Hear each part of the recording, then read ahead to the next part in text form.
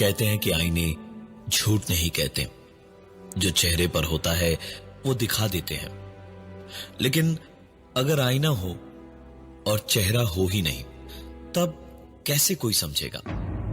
मैंने कभी किसी आसमानी ताकत पर यकीन नहीं किया था। कोई मतलब भी नहीं था, क्योंकि कई बार मैंने खुद चलकर, तकलीफें उठाकर ऐसी सच्चाइयां ढूंढने की कोशिश की, लेकिन कभी कुछ हाथ नहीं लगा। मेरा नाम सलब है। एक दफा मैंने ठान लिया था कि आज तो मैं पुरानी हवेली की सच्चाई पता लगा कर रहूंगा। पेशे से आर्किटेक्ट हूं, तो कुछ मिले ना मिले आर्किटेक्चर ही देख लूंगा। मैंने एक बैग में थोड़ा खाने का सामान रखा, थोड़ा पानी, एक टॉर्च और एक स्विस नाइफ। वहां पहुंचा तो ना ही कोई भूत मिला, ना ही इंसान मिला, यहां तक कि कोई जानवर भी नहीं था। चलिए, ये सब तो मान भी लेता, लेकिन एक बात बेहद अजीब थी। न चमगादड़ थे, न सांप बिच्छू और ना ही परिंदों के घोंसले थे। ये मुझे बहुत अजीब लगा। अंदर पूरी हवेली का चक्कर मारा तो हर कमरे में एक अजीब सा सन्नाटा था। बाहर हवाएं चल रही थी, बारिश थी, बादल भी गरज रहे थे, लेकिन अंदर एक भी आवाज नहीं थी। क्या गजब की सोच थी उस जमाने की, जब ये सब बनाया गया होगा। मैं तो यही सोच कर खुश हुए जा रहा था कि तस्वीरें वगैरह लेकर अपनी आर्किटेक्चर की पढ़ाई में इस्तेमाल कर पाऊंगा ऐसे डिजाइन्स, और कैमरा निकालकर तस्वीरें वगैरह ले ही रहा था, जब मैंने एक बड़ी गजब की चीज देखी। दीवारों पर नक्काशी की हुई थी, छत बेहद खूबसूरत थी, कमरे ऐसे थे कि बड़े साफ सुथरे लग रहे थे, और तस्वीर लेते लेते अचानक एक कमरे में पहुंचकर मैंने कैमरा क्लिक ही किया था, जब लगा जैसे किसी ने सामने से मेरी तस्वीर खींची हो। मैंने टॉर्च निकालकर सामने लाइट दिखाई तो आंखें चौंधिया गई। सामने कुछ भी नहीं था, बस एक आईना लगा हुआ था। मेरी तो हंसी छूट गई। पता नहीं क्या क्या सोच रहा था मैं कि क्या नया दिखेगा और क्या नहीं, लेकिन निकला क्या, सिर्फ एक आईना। मैंने टॉर्च की रोशनी मारी तो सामने एक बेहद खूबसूरत, थोड़ा पुराने जमाने का, थोड़ा जंग लगा आईना लगा हुआ था, पर पूरे खंडहर में कुछ भी नहीं था, बस सिर्फ एक आईना कैसे था। मैंने उसे ध्यान से देखा तो समझ आया कि बहुत ही भारी होगा, फिर भी सोचा कोशिश करने में क्या जाता है। मैंने सारा सामान कंधे पर लादा और पूरी ताकत लगाकर आईना उठाया। मेरी उम्मीद से एकदम उल्टा, बेहद हल्का निकला वो आईना। मैंने आईना कंधे पर उठाया और बाहर गाड़ी की ओर जाने लगा। आंखों के कोने से आईने में ही झांक ले रहा था कि दूसरी ओर से कोई देख न ले। कुछ भी कहो, थी तो चोरी ही। मैं जैसे ही उस कमरे से बाहर निकला, लगा जैसे मेरा वजन थोड़ा बढ़ गया, कदम जरा से लड़खड़ा गए मेरे, और जैसे जैसे दरवाजे के पास पहुंच रहा था, हर कमरे को पार करता जा रहा था, वैसे वैसे मुझे अपने ऊपर वजन लगातार बढ़ता हुआ महसूस हो रहा था। मैं किसी तरह गाड़ी तक पहुंचा। पीछे डिक्की में जब आईने को रखा, तब कहीं जाकर जरा सुकून मिला। फिर सोचा कि जल्दी जल्दी यहां से निकल लूं। गाड़ी स्टार्ट की और निकल आया वहां से, और अपनी बिल्डिंग तक पहुंचकर गाड़ी पार्किंग में लगाकर डिक्की से आईना निकाला और फिर लिफ्ट में चला गया। आईना अंदर रखकर मैं जैसे ही मुड़ा तो मेरी आंखें खुद पर यकीन नहीं कर पा रही थी। ड्राइविंग सीट छोड़कर कार के तीनों दरवाजे खुले हुए थे और मेरी आंखों के सामने तीनों दरवाजे एक के बाद एक बंद हो गए और मेरे हाथ में पकड़ी कीलिंग पर रखी मेरी उंगली जैसे किसी ने हिलाई और बटन दबा और उसके बाद गाड़ी अपने आप लॉक हो गई। पुराने जमाने का एक एंटीक हाथ लगा था। कुछ खास पुराना तो नहीं था, लेकिन जो भी था काफी अच्छा था। लेकिन अभी जो देखा, महसूस किया, उसके बाद कुछ भी समझ पाना मुश्किल नहीं था। मैंने सोच लिया था कि करना क्या है। मैंने लिफ्ट का गेट बंद किया और चुपचाप खड़ा रहा। लिफ्ट ऊपर जाने लगी और मुझे समझ में आने लगा कि मैं लिफ्ट में अकेला नहीं हूं। मेरे साथ एक दो नहीं, ज्यादा लोग हैं। दिल ही दिल में जिंदगी में कभी जिस ऊपर वाले का नाम नहीं लिया था, उसका नाम मैं लेता जा रहा था। और जैसे जैसे मेरा फ्लोर आ रहा था, मैं दिल ही दिल तैयार हो रहा था। मेरे फ्लोर पर लिफ्ट रुकी तो मैंने झट से दरवाजा खोला, आईना उठाया और लिफ्ट से निकल के पलट कर बोला, ये मेरा घर है, मेरा इलाका है, चले जाओ वरना दिक्कत में पड़ जाओगे सबके सब। और उसके बाद आईना उठाकर किसी दबंग राजा महाराजा की तरह शान से अपने फ्लैट की ओर चल पड़ा।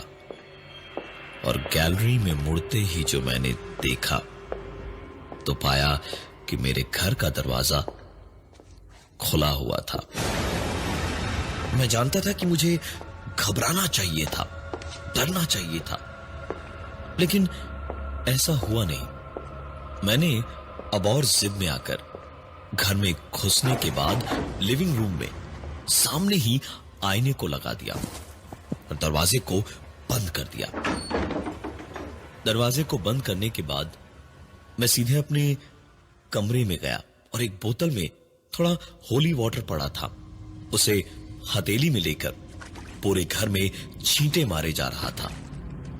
और उसके बाद आराम से पलंग पर लेट गया और थकान के मारे नींद भी मुझे बेहद जल्दी आई। नींद में ही मुझे समझ में आ रहा था कि कुछ तो गड़बड़ थी, क्योंकि पूरे घर में लगातार चहलकदमी की आवाजें रह रहकर सुनाई दे रही थी। और नींद ऐसी आ रही थी कि समझ नहीं आ रहा था सपना देख रहा हूं या सचमुच ये सब कुछ हो रहा है। रात भर दिक्कत तो बहुत हुई, लेकिन नींद नहीं टूटी। और सवेरे जब नींद टूटी और आंखें खुली तो लगा जैसे आज के बाद कभी चैन से सो नहीं पाऊंगा। चहलकदमी की जो आवाजें सुनाई दी थी नींद में, वो सचमुच हुई थी पूरे घर में, लेकिन फर्श पर नहीं, पूरे घर की छत पर 3 अलग अलग जोड़ी पैरों के निशान थे। मैं क्या करूं क्या नहीं कुछ समझ नहीं आ रहा था। घर पे फोन करता तो सब परेशान हो जाते। बिल्डिंग में ही एक भैया थे, संदीप भैया, हमेशा सबकी मदद को तैयार रहते थे। सुना था कि ऐसे मामलों में भी मदद करते हैं। मैं सीधा उन्हीं के पास पहुंचा और उन्हें आईने की बात छोड़कर सिर्फ पैरों के निशानों की बात बताई। वो तुरंत मेरे साथ मेरे घर पर आए और घर में घुसते के साथ ही उनका मुंह बन गया, जैसे पता नहीं मेरे घर में बदबू भरी हो, गंदगी भरी हो। चलते हुए चारों ओर नजर दौड़ाते हुए अंदर जाने लगे तो दीवार पर लगे आईने के पास पहुंचते ही ठिठक कर रुक गए और पलटकर मुझसे कहा, मैं तो क्या तुम्हारी मदद कोई नहीं कर सकता। तुम जानते नहीं कि तुमने क्या किया है। तुमने बहुत बड़ी गलती की है और अब सजा भुगतने को तैयार हो जाओ। इतना कह के संदीप भैया चिल्लाने लगे, तड़पने लगे, जैसे कि उनके बदन पर किसी ने खौलता तेल डाल दिया हो। वो चीखे जा रहे थे और बहुत बहुत बुरा हाल था उनका। और चीखे भी उनकी ऐसी थी जैसे वो अकेले नहीं चीख रहे थे, उनके साथ जैसे और कई लोग मिलकर चीख रहे थे।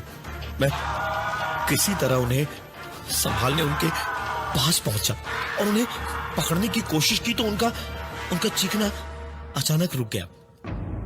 पूरे घर में जहां अभी तक इतना भयानक शोर हो रहा था, वहां बिल्कुल सन्नाटा पसरा हुआ था। वो किसी बुत की तरह खड़े खड़े उस आईने में खुद को देख रहे थे। मैं उनके पास धीमे धीमे गया और कंधे पर हाथ रख के बस मैंने उनका नाम लिया, संदीप भैया, संदीप भैया, आप ठीक हैं?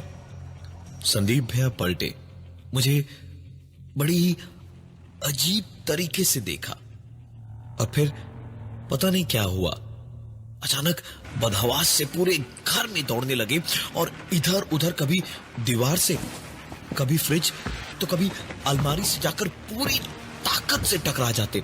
इससे पहले कि मैं अपनी जगह से हिल भी पाता, संदीप भैया पूरी तरह से लहूलुहान हो चुके थे। उनका इस दुनिया में कोई नहीं था। मैं तो वैसे ही घबराया हुआ था और अब डर भी मुझे बहुत लग रहा था कि पता नहीं क्या होगा। और मेरे डरने और सोचते रहने के बीच में पता नहीं कब संदीप भैया दौड़ते हुए खिड़की तक गए और 8वें माले के मेरे फ्लैट की खिड़की से नीचे कूद गए।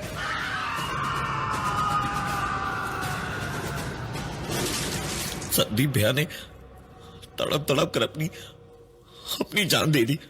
मेरे पास एक ही मदद करने वाला था और वो भी मेरी आंखों के सामने दम तोड़ चुका था। मेरे पास यहां अपने ही घर से भागने के अलावा कोई और चारा ही नहीं था। लेकिन जाने से पहले मैं उस आईने को साबुत छोड़कर नहीं जाने वाला था। मेरे बाद जिसे भी वो मिलता, उसकी जिंदगी में भी ऐसा ही कोई तूफान आता। वापस उस हवेली में जाकर इसे वहां छोड़ने जितना वक्त नहीं था। मैंने वही किया जो कोई भी करता। सामने पड़ा लोहे का छोटा स्टूल उठाया और पूरी ताकत से उस आईने पर मारा और वो आईना किसी भी मामूली शीशे के टुकड़े की तरह टूटकर पूरे कमरे में बिखर गया। और उसके टूटते ही मुझे पूरी उम्मीद थी कि सब कुछ ठीक हो जाएगा, लेकिन ऐसा कुछ नहीं हुआ, बल्कि कुछ और ही हुआ।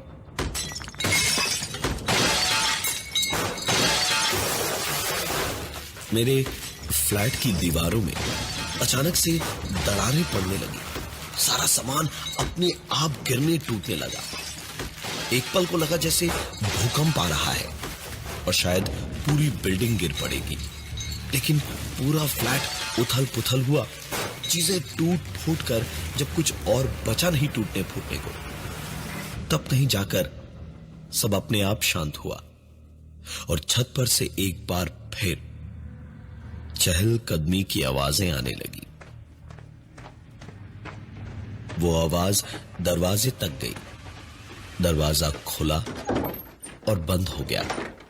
मैं घर से निकला नीचे संदीप भैया का हाल देखने, तो पूछताछ हुई।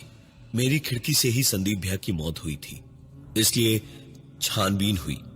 मेरे घर में उन्हें जो चोटें लगी थी, उनसे बने खून के निशानों की बिना पर शक मुझ पर ही आया और मेरी बेगुनाही का कोई सबूत ना होने की वजह से मुझे सजा तो हुई, लेकिन मेरे बयान की वजह से मुझे कुछ महीने ऑब्जर्वेशन में पागल खाने में रखने को कहा गया।